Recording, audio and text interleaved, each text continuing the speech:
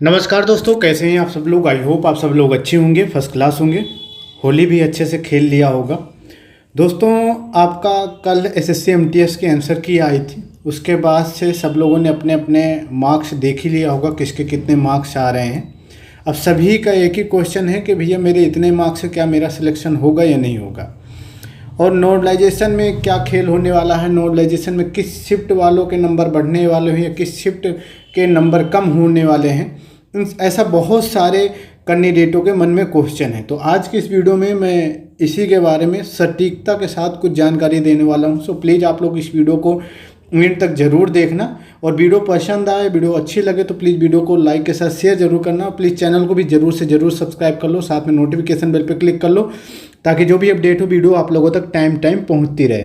तो चलिए बिना किसी देरी के वीडियो को स्टार्ट करते हैं। तो कट ऑफ मतलब एग्ज़ाम होने के बाद भी एक मैंने कट ऑफ पे वीडियो बनाई थी, आई होप आप लोगों ने देखा होगा। उसमें मैं एग्ज़ाम सेंटर जा कर के भी बच्चों से बात करके सारी चीज़ें पूरा एक्सप्लेन करके पूरा डिटेल से बताया था। कुछ लोग उस पर एग्री हुए थे, कुछ लोग उसको डिनाई कर रहे थे कि नहीं ऐसा नहीं है, ऐसा कोई लॉजिक नहीं है, ऐसा नहीं होगा, वैसा नहीं होगा। तो खैर उसका छोड़ो, फिलहाल आज के इस वीडियो में बात करते हैं, कुछ डाटा के साथ सारी चीज़ें डिस्कस करेंगे।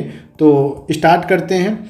तो आपको पता है भैया कि आपके आंसर की आ चुकी है, होली भी खेल लिया होगा। 6 मार्च तक आपका ऑब्जेक्शन करने का लिंक एक्टिवेट रहेगा। तो 6 मार्च से पहले पहले, यानी आज आपकी 4 हो गई, 5-6 तक आप ऑब्जेक्शन कर लो। किसी क्वेश्चन पे डाउट है तो 50 रुपये फीस लगेगी ऑब्जेक्शन करने का। और अगर किसी क्वेश्चन में ऑलरेडी किसी ने ऑब्जेक्शन कर रखा है तो एक पॉपअप का ऊपर टॉप पे ऑप्शन आएगा, तो वो चेक कर लेना। ऐसा नहीं कि किसी ने ऑब्जेक्शन कर रखा हो और आप भी ऑब्जेक्शन कर दो तो आपके भी मतलब पैसे तो कट ही जाएंगे, बट अगर वो गलत हुआ तो सभी को फ्री मार्क्स मिलेगा। ऐसा नहीं है कि जिसने किया उसको मिलेगा। और वो बोर्ड के साइड से गलत हुआ है तो फिर वो सबको मार्क्स मिलेगा, ठीक है। तो ये चेक कर लेना और किसी क्वेश्चन पे ऑब्जेक्शन करने से पहले उसको क्रॉस चेक कर लेना कि हाँ ये गलत है या नहीं है, उसके बाद ही आप लोग उस पर ऑब्जेक्शन करना।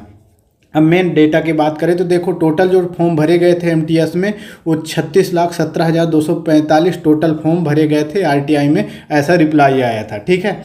एंड उसके बाद जो टोटल कैंडिडेटों ने एग्ज़ाम अटैम्प्ट किया था वो 19,89,485 टोटल कैंडिडेटों ने एग्ज़ाम दिया था। लगभग 55% कैंडिडेटों ने एग्ज़ाम अटैम्प्ट किया था, 45% स्टूडेंटों ने एग्ज़ाम छोड़ दिया। अब इसके कई सारे रीज़न भी थे कि एक जो एग्ज़ाम सेंटर दूर थे, कई स्टूडेंट का तो लास्ट टाइम में एग्ज़ाम सेंटर चेंज कर दिया गया था, कुछ के दूसरे एग्ज़ाम थे। तो ऐसे बहुत सारे रीज़न थे। तो मतलब 55% 19 लाख के आसपास कैंडिडेटों ने ही आपका एग्ज़ाम दिया है। अब आपका एक सीट पर जो टोटल कंपटीशन है वो 248 कैंडिडेटों के बीच है। टोटल जो पोस्ट हैं अप्रोक्स 8,000 के समथिंग है। तो वैसे तो सभी कैंडिडेट एग्ज़ाम देते तब तो और आपका टफ कंपटीशन हो जाता, बट फिर भी आपका कंपटीशन ठीक ठाक है। 250 कैंडिडेटों के आसपास एक सीट के लिए मुकाबला है, ठीक है।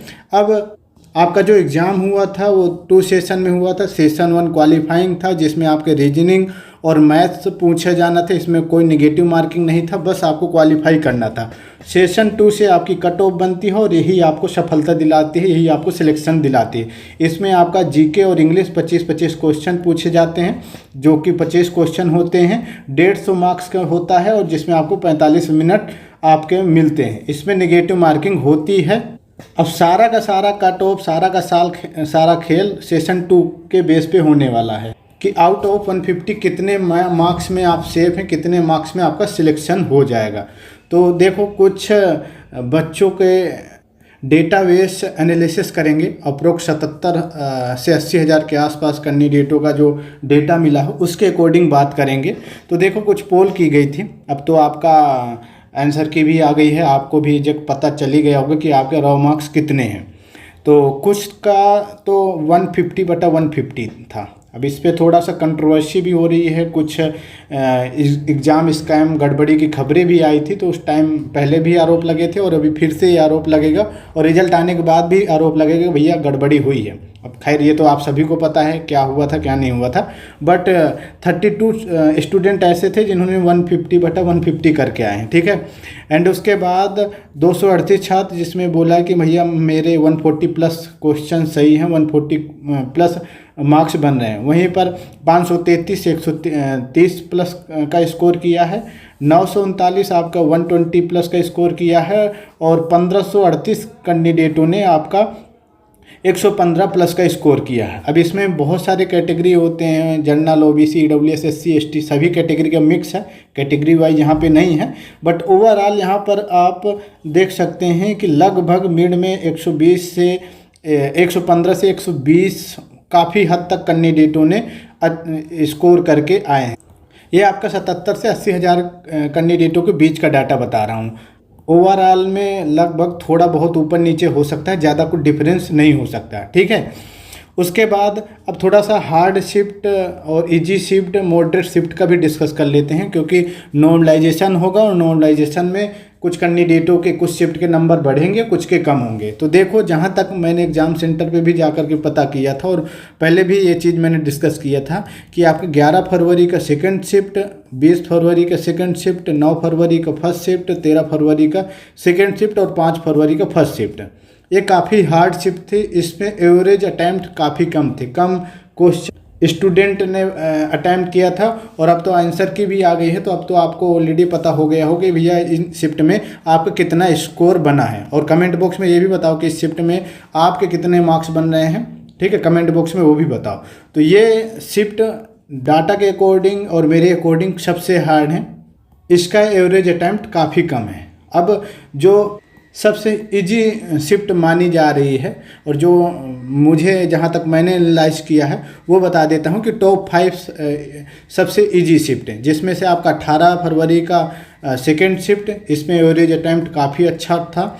उसके बाद 6 फरवरी का सेकेंड शिफ्ट, इसमें आपका एवरेज अटैम्प्ट काफ़ी अच्छा था। 18 फरवरी का फर्स्ट शिफ्ट काफ़ी अच्छा एवरेज अटैम्प्ट था। 5 फरवरी का सेकेंड शिफ्ट और 16 फरवरी का सेकेंड शिफ्ट, ये काफ़ी इजी शिफ्ट, जहाँ तक अभी डेटा, जहाँ तक मैंने एनालिसिस किया उसमें पता चला है। आप लोग अगर इन शिफ्ट में आपका एग्जाम हुआ था तो वो भी आप लोग कमेंट बॉक्स में ज़रूर बताना कि आपके अकॉर्डिंग कैसा रहा ये शिफ्ट और कितने आपने अटैम्प्ट करके आए, ठीक है। तो ये तो ओवरऑल हो गई आपके सबसे कठिन और सबसे इजी शिफ्ट का अटैम्प्ट, ठीक है। अब नॉर्मलाइजेशन होगा, तो नॉर्मलाइजेशन कैसे होता है? तो देखो, नॉर्मलाइजेशन जो होता है वो हार्ड शिफ्ट और इजी शिफ्ट को मतलब एवरेज करके एसएससी मतलब नॉर्मलाइजेशन होता है। अब जिसका काफ़ी हार्ड शिफ्ट में था, जिसका काफ़ी टफ शिफ्ट थी, तो उसके जो नॉर्मली जनरली यही होता है कि मार्क्स बढ़ जाते हैं, और जिसका काफ़ी इजी होता है तो उसके मार्क्स कई बार घट जाते हैं, ठीक है। यानी कि इजी और हार्ड दोनों को एवरेज करके एसएससी नॉर्मलाइजेशन करता है, ठीक है। और मॉडरेट वालों का लगभग 2-3 नंबर का ही ऊपर नीचे होगा, ज़्यादा उसका कुछ डिफरेंस नहीं होगा। तो ये तो ओवरऑल नॉर्मलाइजेशन का फैक्टर बता दिया, शिफ्ट भी बता दिया। इजी हार्ड वालों का लगभग 10 से 15-16 नंबर आराम से बढ़ेंगे, और जो इजी शिफ्ट थी उसके 4 से 5 से 7 नंबर आराम से कम होंगे, ठीक है। अब आगे बात करते हैं कि शिफ्ट वाइज कितने किसके मार्क्स बढ़ सकते हैं। तो देखो, इन शिफ्ट में अराउंड 15 नंबर के आसपास आपके मार्क्स बढ़ सकते हैं, ठीक है। इस शिफ्ट को आपका 11 फरवरी सेकेंड शिफ्ट, 20 फरवरी सेकेंड शिफ्ट, 9 फरवरी फर्स्ट शिफ्ट, इसके लगभग 12-15 के आसपास आराम से नंबर बढ़ेंगे। उसके बाद मॉडरेट जिसका था 17, 13, 11 फरवरी first third shift first third, इनके लगभग 10 से 12, 8 से 10 आराम से नंबर बढ़ेंगे, ठीक है। नॉर्मल जो थे उनके 5 से 7, 7 से 8 नंबर बढ़ने की पूरी संभावना है, जिसमें आपका 19 फरवरी का फर्स्ट शिफ्ट था, 16 फरवरी का थर्ड शिफ्ट था, और आपका 12 फरवरी का सेकेंड शिफ्ट, ठीक है। अब जो ये कट ऑफ आती है, वैसे तो ये स्टेट वाइज आती है, और स्टेट वाइज किसी स्टेट की कम, किसी स्टेट का ज़्यादा होती है। वैसे जो रेड जोन है, जहाँ की सबसे हाई जाने की संभावना है कट ऑफ, उनमें से आपका चंडीगढ़, हरियाणा, बिहार, उत्तर प्रदेश, दिल्ली, राजस्थान, झारखंड, इन जोन की, इन स्टेट की कट ऑफ काफ़ी हाई रहने वाली है। जो मीडियम जोन रहने वाले हैं वो आपके पंजाब, पश्चिम बंगाल, मणिपुर, सिक्किम, इन शिफ्ट का लगभग एवरेज मतलब कट ऑफ रहने वाली है। और जो सबसे सेफ, सबसे कम कट ऑफ जाने वाली है, वैसे भी ये जो साउथ साइड के स्टेट होते हैं उनकी कमी जाती है, जैसे कर्नाटक, तमिलनाडु, महाराष्ट्र, गुजरात, आंध्र प्रदेश। यहाँ फॉर्म भी कम फिल होते हैं, कंपटीशन भी कम होता है, और जो आपकी कट ऑफ है वो भी इन स्टेट के कंपैरिजन में कम जाती है, तो आप लोग कमेंट बॉक्स में ये भी बताओ कि आप किस स्टेट से बिलोंग कर रहे हो, किस स्टेट में आपका फॉर्म फिल किया था। आगे अब बात करते हैं भैया जोन वाइज या स्टेट वाइज क्या कट ऑफ रहने वाली है। तो चंडीगढ़, हरियाणा, बिहार, उत्तर प्रदेश, दिल्ली, राजस्थान। अगर आपका स्कोर जनरल कैटेगरी में 118 से 120 के बीच बन रहा है, ठीक है, और ओबीसी कैटेगरी के 116 से 117 के आसपास रॉ मार्क्स बन रहा है, ईडब्ल्यूएस का 115 के आसपास, एससी का 111, एसटी का 105 के आसपास अगर स्कोर बन रहा, रॉ मार्क्स आ रहा है, 2-4 नंबर ऊपर नीचे भी हो रहा है, तो पूरी उम्मीदें हैं कि भैया आपका नाम आ जाएगा, आपका सिलेक्शन हो जाएगा, ठीक है। अगर इसके अराउंड आपका रॉ मार्क्स बन रहा है, इसमें थोड़ा सा नॉर्मलाइजेशन में भी 2-4 नंबर ऊपर नीचे हो सकता है, बट अगर आपका इतना रॉ मार्क्स बन रहा है तो बिल्कुल संभावना है कि आपका सिलेक्शन हो जाएगा। वहीं मीडियम जोन जो कि पंजाब, पश्चिम बंगाल, मणिपुर, सिक्किम, अगर आपका जनरल कैटेगरी में 117, ओबीसी कैटेगरी में 114, ईडब्ल्यूएस में 113, एससी कैटेगरी में आपका 110, एसटी कैटेगरी 102 के आसपास बन रहा है, तो आप लोग भी लगभग सेफ हैं। 3-4 नंबर ऊपर नीचे हो सकता है, बट ये लगभग सेफ जोन है। इससे जितना प्लस में रहोगे उतने ही ज़्यादा आपकी संभावनाएं रहेंगी। उसके बाद ग्रीन जोन की बात करें, जैसे कर्नाटक, तमिलनाडु, महाराष्ट्र, गुजरात, आंध्र प्रदेश, इसमें आपका जनरल कैटेगरी 110 बन रहा है, ओबीसी कैटेगरी अगर आपका 108 बन रहा है, आपका ईडब्ल्यूएस का 106 से 107 बन रहा है, एससी का 104 और एसटी का 99-100 के आसपास अगर आपने रॉ मार्क्स किया है तो आपका भी सिलेक्शन कोई नहीं रोक सकता, सिलेक्शन पक्का है कि हो जाएगा, ठीक है। इसमें थोड़ा सा नॉर्मलाइजेशन में भी कुछ नंबर 2-4 नंबर फ्लैक्चुएट होंगे। तो ये रॉ मार्क्स आपको बता दिया है।